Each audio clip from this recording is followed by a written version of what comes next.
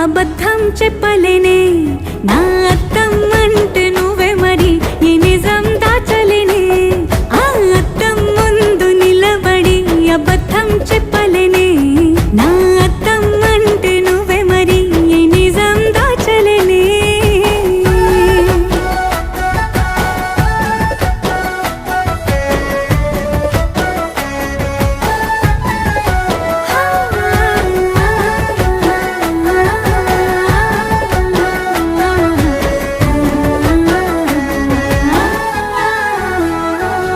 నీకు నచ్చిన సంగీతం ఏంటి? నీ చెప్పుల సవ్వడి.